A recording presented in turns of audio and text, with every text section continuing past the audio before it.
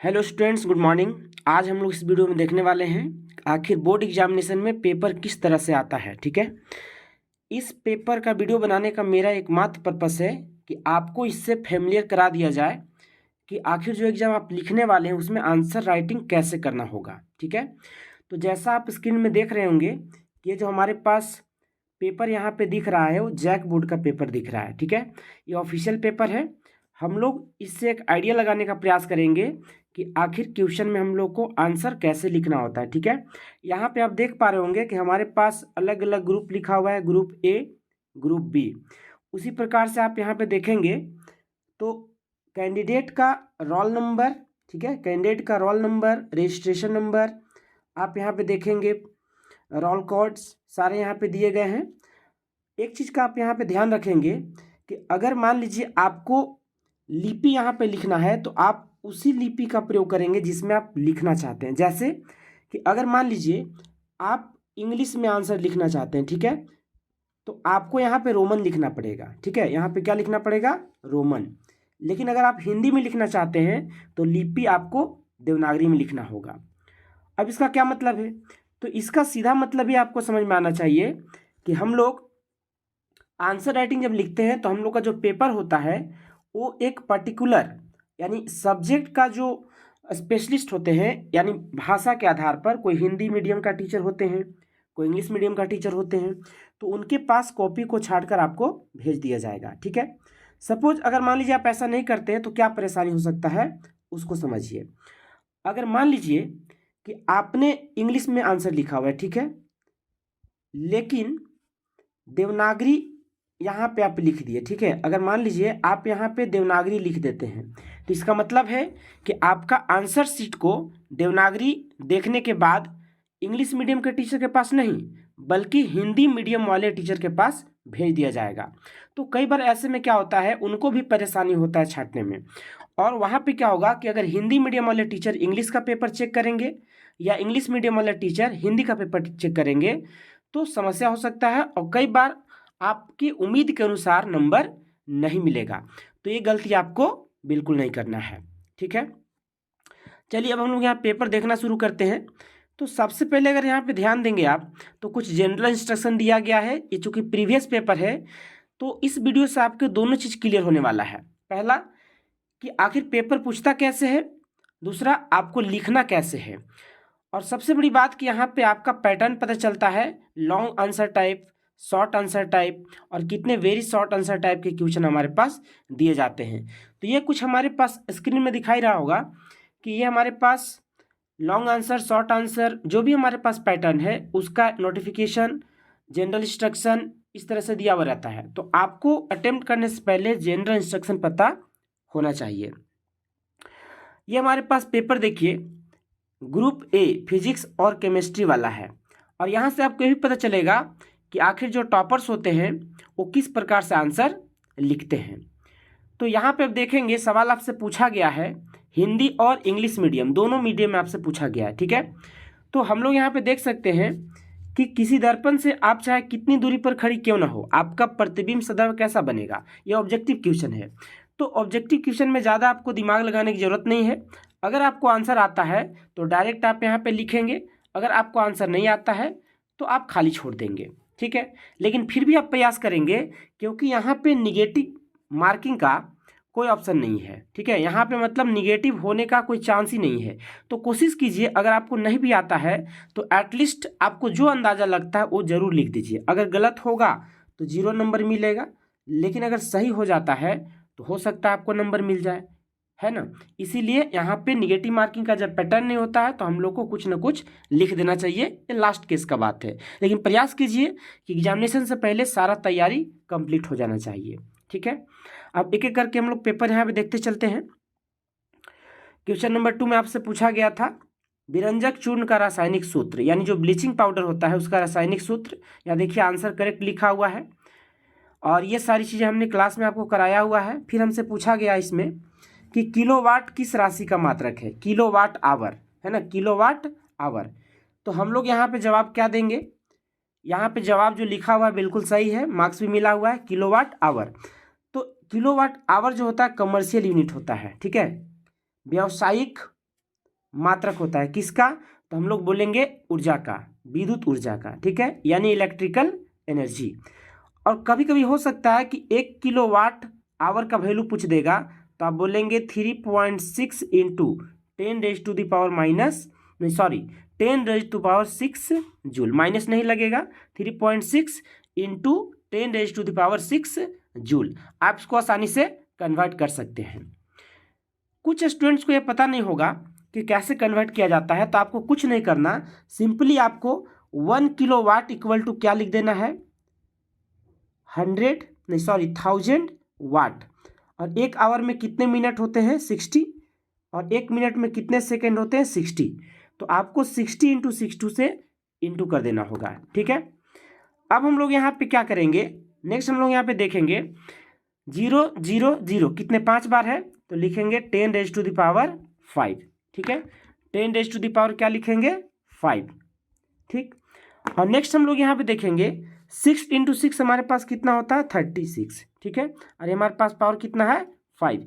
इसी को standard form में लिख दिया गया है 3.6 इंटू 10⁻6 जूल। अगर आपको आंसर याद है तो डायरेक्टली आप लिख सकते हैं यहाँ पर, ठीक है, और नहीं याद है तो आपको याद करने की जरूरत है। हम लोग नेक्स्ट यहाँ पे क्वेश्चन बढ़ते हैं। तो नेक्स्ट क्वेश्चन हमसे पूछा गया था इसमें कि बताइए कि which non metal is present in steel. Steel में कौन सा नॉन मेटल होता है, ठीक है। तो इसका करेक्ट आंसर क्या होता है यहाँ पे, कार्बन, ठीक है। नॉन मेटल यानी कि अधातु। विद्युत चुंबक क्या है, इलेक्ट्रोमैग्नेट, आपको डेफिनेशन लिखना है। और सबसे बड़ा इंपॉर्टेंट बात आपको यहाँ पे ध्यान देना पड़ेगा कि अगर ये 1 मार्क्स वाले क्वेश्चन है तो उतना ही आपको लिखना है, 2 मार्क्स का क्वेश्चन है तो उसके अकॉर्डिंग लिखना है, अगर 3 मार्क्स का क्वेश्चन है तो उसके अकॉर्डिंग आपको आंसर लिखना पड़ेगा। लेकिन अगर मान लीजिए दीर्घ उत्तरीय प्रश्न पूछा गया है 5 नंबर के लिए, तो आपको बहुत बढ़िया तरीका से एक्सप्लेन करना पड़ेगा ताकि आपका नंबर नहीं कटेगा, है ना। चलिए हम लोग नेक्स्ट यहाँ पे देखते हैं क्वेश्चन नंबर 6, एल्किन्स का सामान्य सूत्र। अब इसको देखकर आप ये नहीं समझेंगे कि एल्किन्स है तो हो सकता है फिर दोबारा एल्किन्स ही पूछ देगा, ऐसा जरूरी नहीं है। हो सकता है आपसे अल्केन भी पूछ देगा, तो अल्केन पूछेगा तो आप क्या लिखेंगे, CnH2n+2 लिखेंगे। अगर आपसे अल्काइन पूछेगा तो क्या लिखेंगे आप, आपसे अगर अल्काइन पूछेगा तो आप क्या लिखेंगे, CnH2n-2, CnH2n-2, ठीक है। उसी प्रकार अल्कोहल का भी पूछ सकता है, कीटोन का भी पूछ सकता है ना। और फंक्शनल ग्रुप भी पूछा जा सकता है। OH किसका होता है, अल्कोहल का, CHO अल्डिहाइड, ठीक है, CO ये होता है कीटोन का, COOH ये आपका होता है कार्बोक्सिलिक एसिड। और उसी प्रकार से आपसे पूछा जा सकता है हैलोजन का भी। तो हैलोजन अगर पूछ दिया जाएगा तो आप या तो फ्लोरीन बोलेंगे, या तो क्लोरीन बोलेंगे, या ब्रोमीन, या फिर आयोडीन। तो ये सारी चीज़ें आपको पता होना चाहिए, ठीक है। नेक्स्ट यहाँ पे देख लेंगे आप क्वेश्चन। आपसे पूछा गया है प्रकाश के परावर्तन का नियम, यानी laws of reflection of light, ठीक है। ये शॉर्ट आंसर टाइप का है, तो आपका आंसर करीब करीब 30 to 40 वर्ड्स में होना चाहिए, क्योंकि 2 मार्क्स का है। तो यहाँ पे डायरेक्टली आपको 2 पॉइंट लिख देना है, ठीक है। 2 पॉइंट हम लोग यहाँ पे लिख देंगे, जैसे यहाँ पे लिखा हुआ है 2 पॉइंट, देखिए आपको 2 मार्क्स मिला हुआ भी है, ठीक है। तो पेपर में हमें ध्यान देना है कि क्या लिखना है क्या नहीं लिखना है, ये ज़्यादा इंपॉर्टेंट है, ठीक है।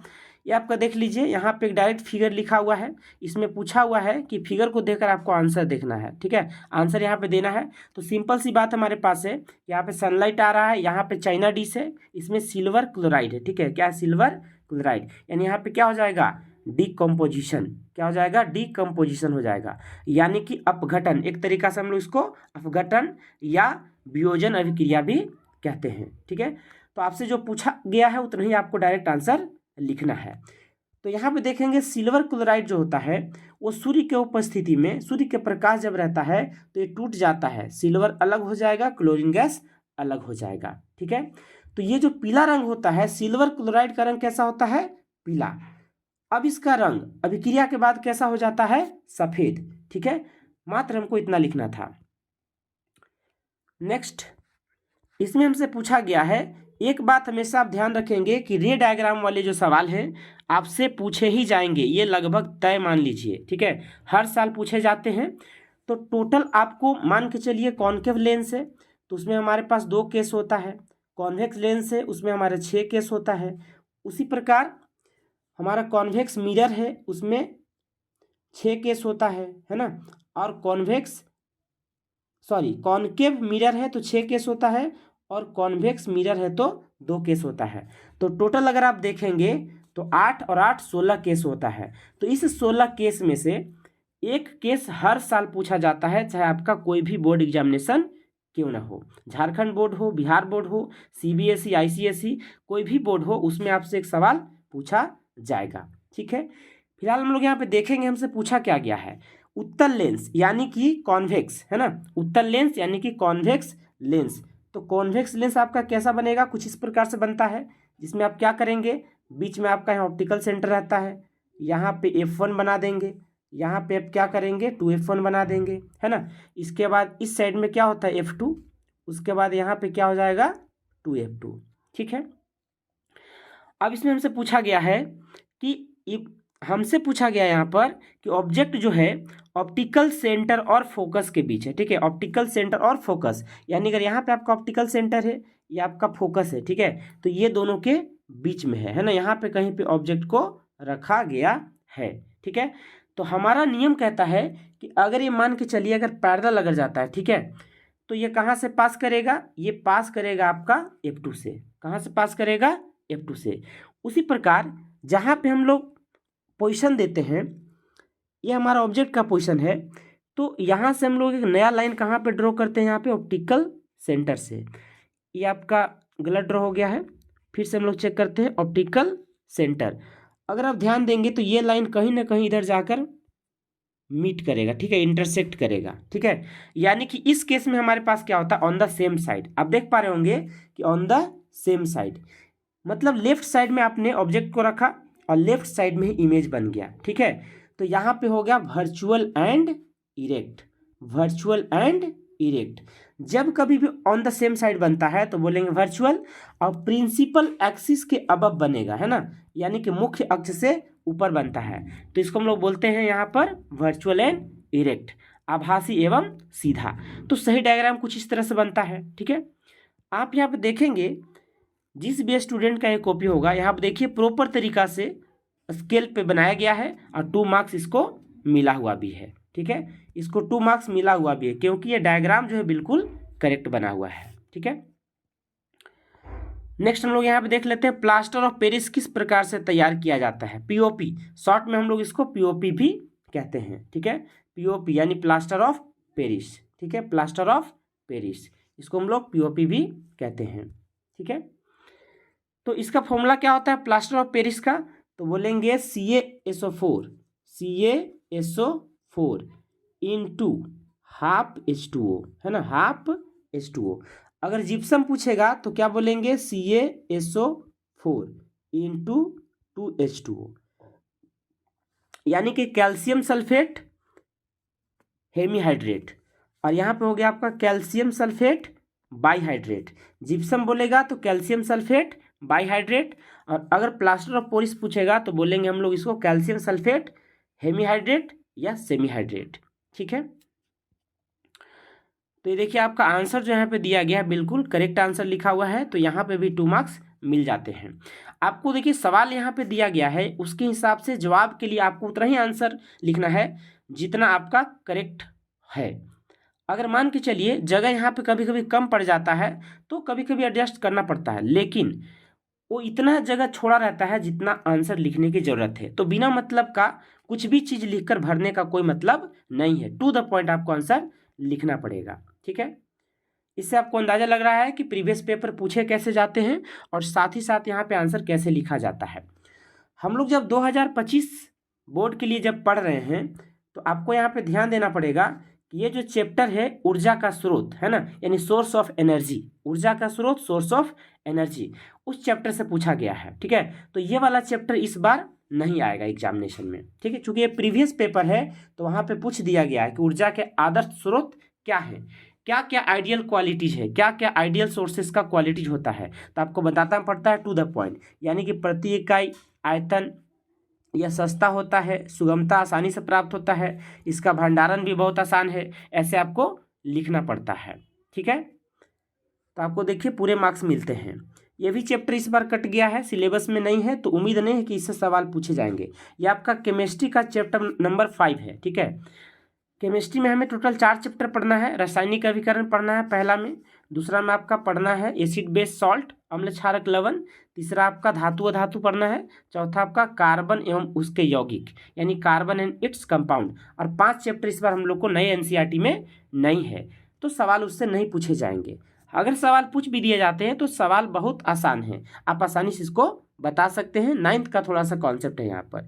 इसमें पूछा गया है कि बताइए पीरियोडिक लॉ, तो पीरियोडिक लॉ हम लोग को लिखना पड़ेगा। उसके बाद पूछा गया है कि इसमें उत्कृष्ट गैस यानी कि नोबल गैस को पहचानना है। ठीक है, तो बड़े आसानी से हम लोग पहचान सकते हैं।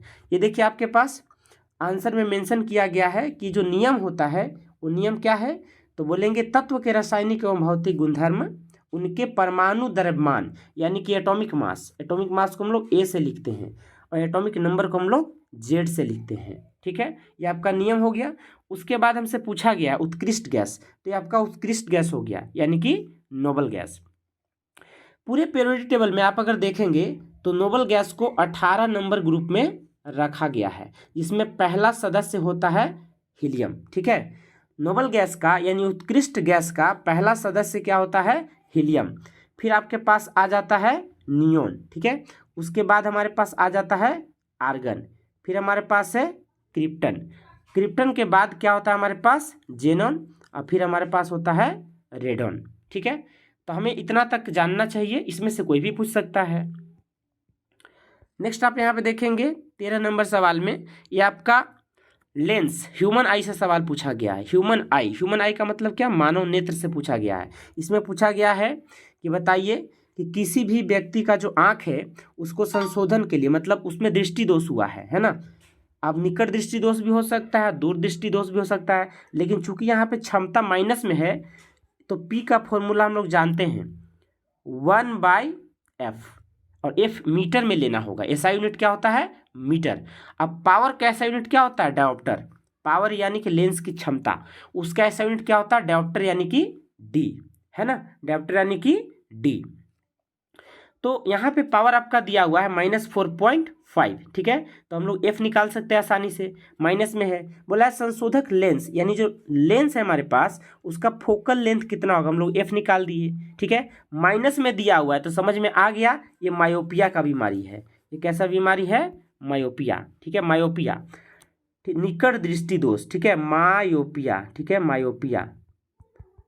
चलिए, उसके बाद पूछा गया नेचर ऑफ करेक्टिव लेंस, यहाँ पे कौन सा लेंस लगाएंगे, तो फोकल लेंथ माइनस में है यानी कॉनकेव लगेगा। कौन सा हो जाएगा, कॉनकेव लेंस। ठीक है, तो आंसर कुछ इस प्रकार से हमें लिखना पड़ता है, आप आंसर देख सकते हैं। ठीक है, और यहाँ पे देखिए पूरा का पूरा देखिए 3 मार्क्स मिला हुआ है। ठीक है, पूरा 3 मार्क्स, क्योंकि इसने 3 का 3 पॉइंट लिख रखे हुए हैं।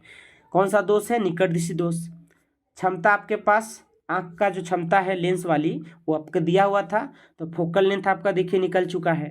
ठीक है, उसके बाद हमारे पास अवतल लेंस का प्रयोग किया जाता है, तो 3 का 3 नंबर आपको मिल जाते हैं। नेक्स्ट आप देखेंगे यहाँ पर आपसे पूछा गया है रासायनिक समीकरण को संतुलित करना, और ये सवाल ऐसा सवाल है जो हर बोर्ड में लगभग हर साल आते ही आते हैं। ठीक है, तो आपको इसको क्या करना होगा, बैलेंस कर देना होगा। ठीक है, यहाँ पर ए बी सी 3 पार्ट में लिखा हुआ है। ठीक है, ए बी सी 3 सवाल दिए गए हैं यहाँ पर, है ना, एक एक नंबर के लिए, तो 3 नंबर देखिए आपको पूरा मिल जाता है इसमें। ठीक है, करेक्ट आंसर इसीलिए 3 नंबर आपको मिल जाता है। नेक्स्ट आप क्वेश्चन यहाँ पे देखेंगे, ये आपका चैप्टर आया हुआ है magnetic effect of electric current, यानी कि विद्युत धारा का चुंबकीय प्रभाव। आप फिजिक्स में देखेंगे तो वहाँ पे एक चैप्टर है आपका विद्युत, और एक चैप्टर है आपका विद्युत धारा का चुंबकीय प्रभाव। पहला चैप्टर फिजिक्स में आप देखेंगे विद्युत से संबंधित, वो आपका विद्युत ही है, और दूसरा चैप्टर है विद्युत धारा का चुंबकीय प्रभाव। तो सारे सवाल कहाँ से पूछे गए हैं, विद्युत धारा के चुंबकीय प्रभाव। ठीक है,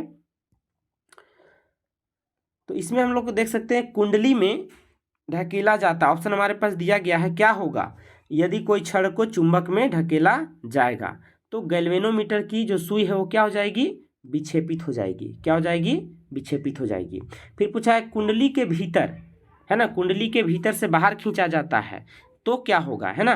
तो हम लोग यहाँ पे बोलेंगे कि इस स्थिति में क्या होता है, तो गैल्वेनोमीटर की सुई विपरीत दिशा में विक्षेपित हो जाएगी। ठीक है, नेक्स्ट हम लोग यहाँ पे देखेंगे, पूछा गया है कुंडली के भीतर स्थिर रखा जाता है तो क्या होगा? तो उस स्थिति में क्या होगा? तो बोलेंगे स्थिर रहता है, विक्षेपण नहीं होगा। तो इसमें भी देखिए आपका पूरा का पूरा नंबर मिलता है। तो आपको इस तरीका से आंसर लिखना है।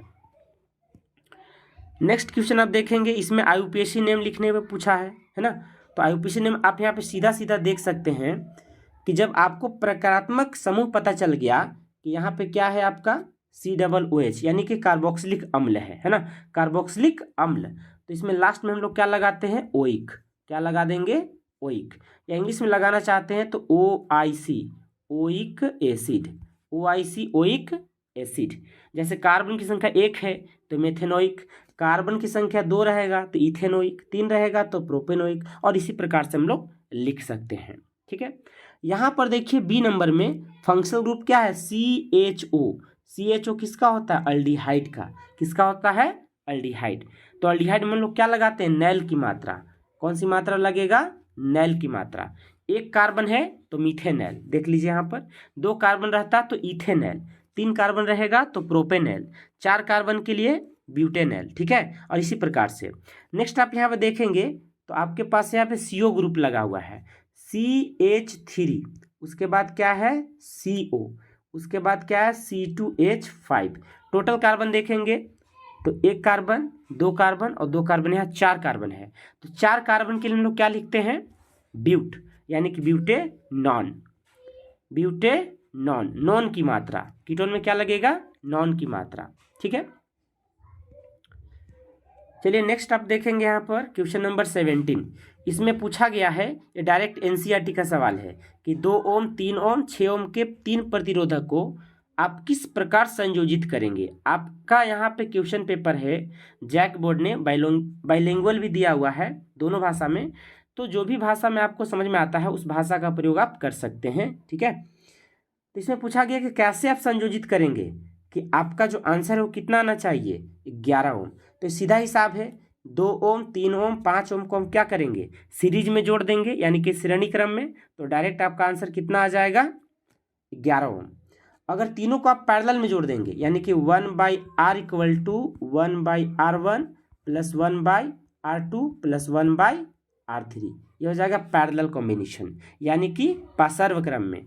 तो यहाँ पे जो आपका वैल्यू आ जाएगा वो आंसर 1 हो जाएगा। ठीक है, तीनों को सीरीज में जोड़ेंगे तो आंसर कितना आएगा? 11। और तीनों को पैरेलल में जोड़ेंगे तो आंसर कितना आएगा? 1 ओम। ओम SI मात्रक होता है रेजिस्टेंस का, यानी प्रतिरोध का। ठीक है, फिर उसी प्रकार से हम लोग पूछा गया है कि 4 कैसे आएगा? तो 4 लाने के लिए सबसे पहले क्या करना पड़ेगा कि आपको 2 ओम को अलग बनाना है इस तरह से, है ना, और 3 ओम यहाँ पर बना दीजिए, और ये हमारे पास कितना हो गया? 6 ओम। ठीक है, तो आपका 3 ओम हो गया, ये आपका 6 ओम हो गया। तो 3 और 6 आपके पास क्या है? पैरेलल में है, तो इसको आप पैरेलल का फॉर्मूला से निकाल देंगे। तो पैरेलल का डायरेक्ट फॉर्मूला आप लगा सकते हैं, R equal to R1 into R2, और नीचे में क्या करेंगे आप? R1 प्लस R2 करेंगे। ये हमारा फॉर्मूला है।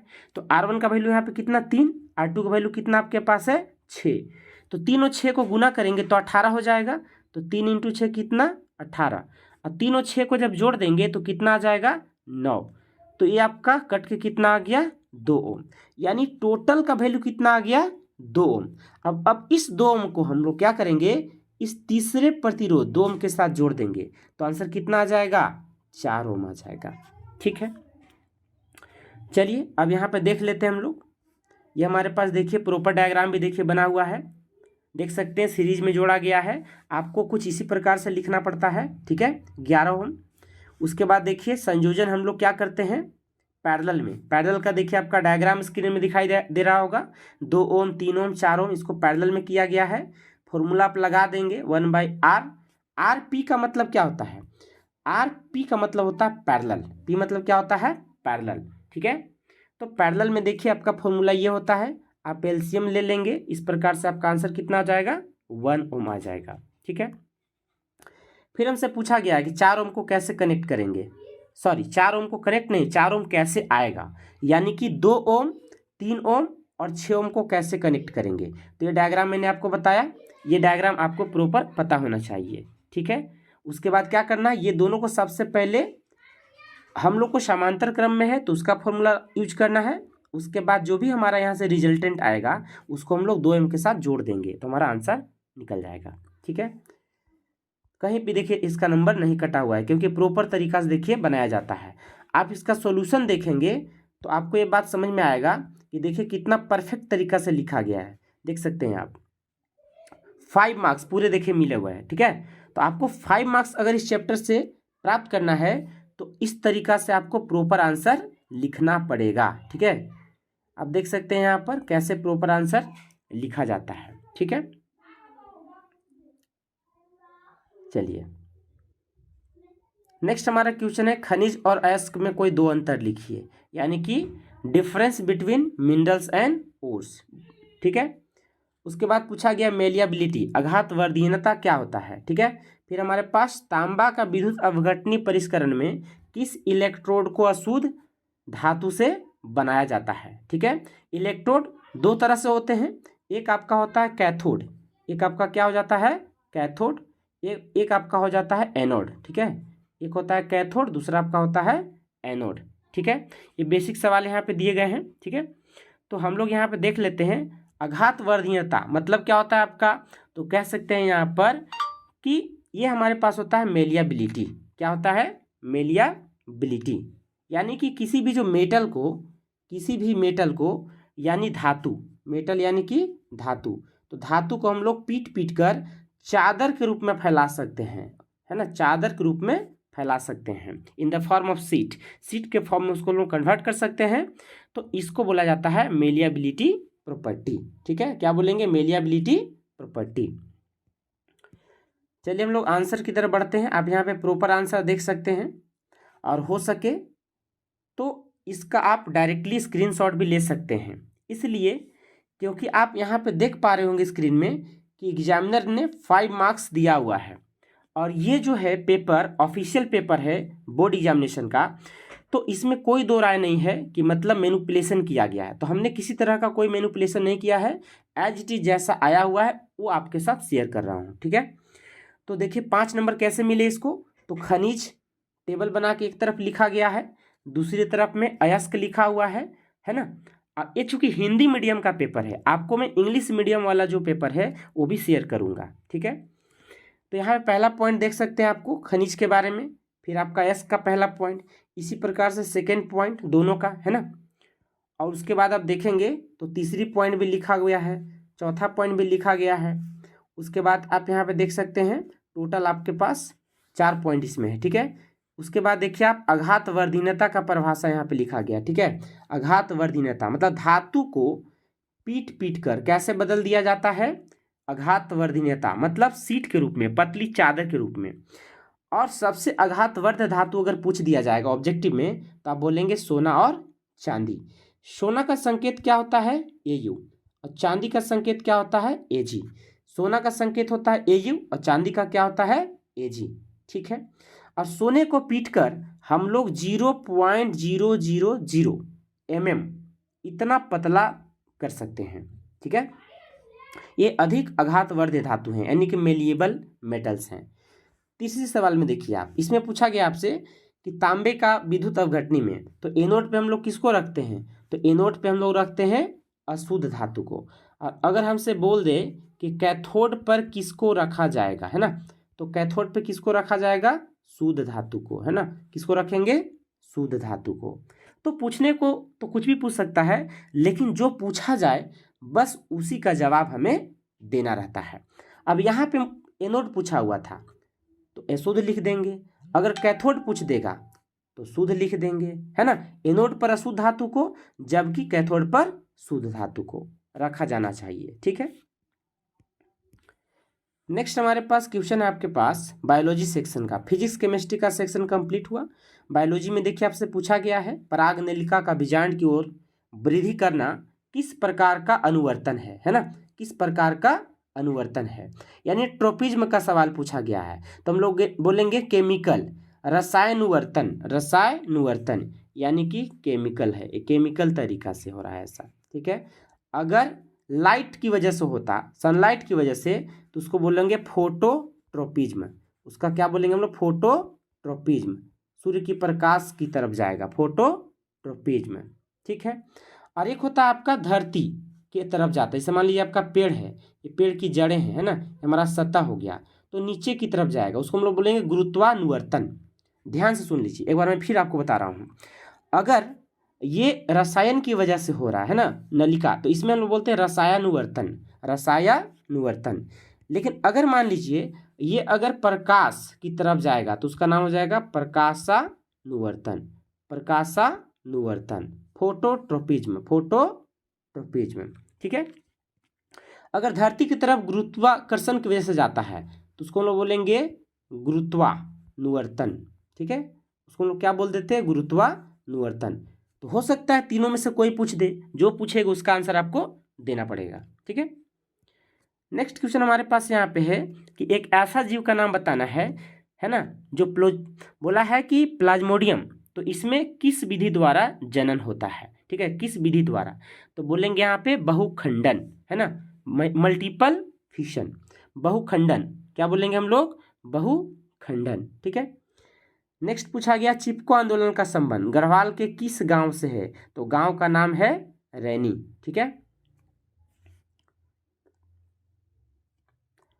नेक्स्ट सवाल है, यहाँ पर हमसे पूछा गया है कि बहुकोशिकीय जीव तंत्रिके संचार के बजाय रासायनिक संचार का उपयोग क्यों करते हैं, यानी कि why do some multicellular organisms apply chemical communication instead of nervous communication, ठीक है। तो इसका आंसर आप देख सकते हैं, कुछ प्रॉपर इस तरीका से आपको लिखना पड़ेगा।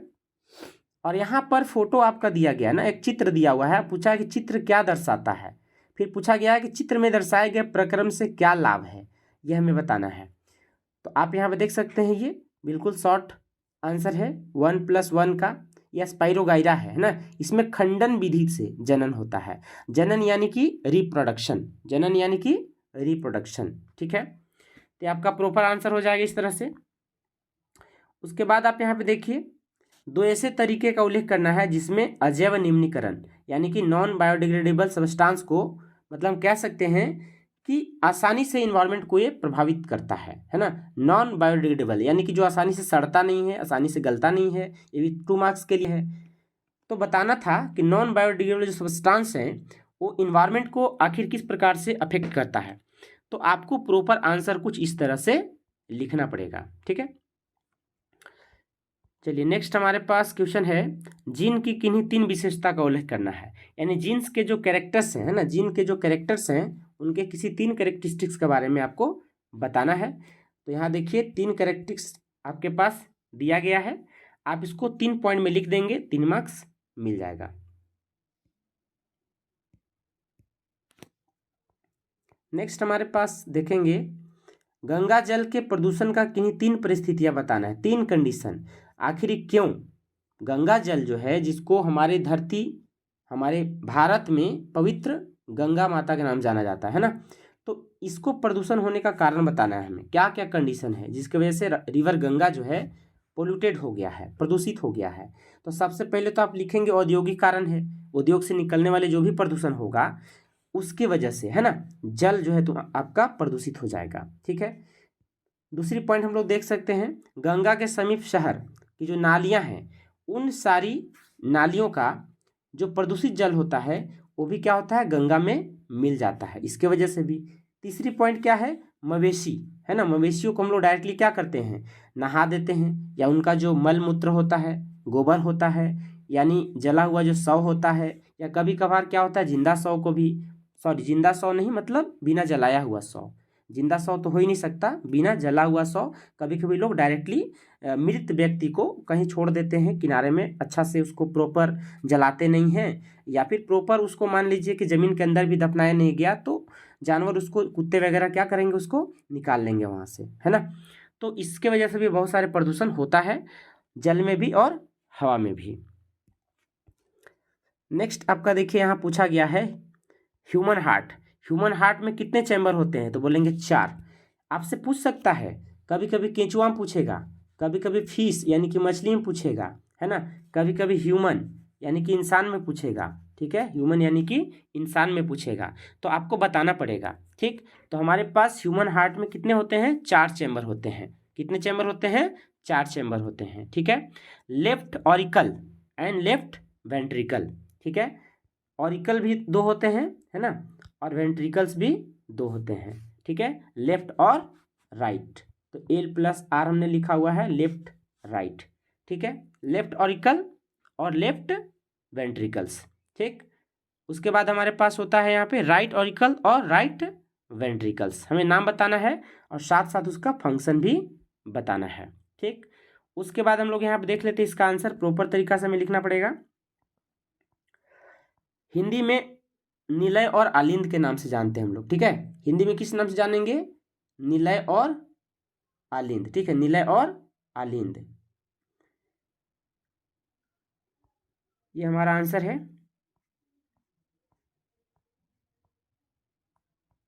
चलिए इधर आपका आंसर, ये आपका रफ वर्क के लिए रहता है, ठीक है, तो आप जो भी यहाँ पे रफ करेंगे कोई दिक्कत नहीं है, इसके लिए आपका स्पेशल यहाँ पर दिया गया है, आपको जो भी रफ करना होता है अलग से आंसर शीट ले जाने की जरूरत नहीं है, आपको यहीं पे दिया हुआ रहेगा, ठीक है। इस प्रकार से आपका साइंस का पेपर कंप्लीट हो गया। तो आपने यहाँ पे देखा कि आखिर किस प्रकार से पेपर पूछे जाते हैं, ठीक है। चलिए तो आज हम लोग इस वीडियो को यहाँ पे समाप्त करते हैं। बाकी इसी प्रकार का पेपर, इसी प्रकार का वीडियोज और भी इस चैनल में अपलोड हो जाएगा, ताकि आपको बोर्ड एग्जाम से रिलेटेड कोई भी कन्फ्यूजन नहीं होना चाहिए। अगर आप इस चैनल में नए हैं तो आप चैनल को सब्सक्राइब कर सकते हैं, नोटिफिकेशन को ऑन कर लेंगे, और अगर मान लीजिए अगर वीडियो पसंद आता है तो आप अपने दोस्तों को भी शेयर कर सकते हैं, ठीक है। पसंद आता है तो लाइक कर देंगे। अगर आप इस प्रकार की वीडियो और चाहते हैं तो कमेंट भी कर सकते हैं, ठीक है।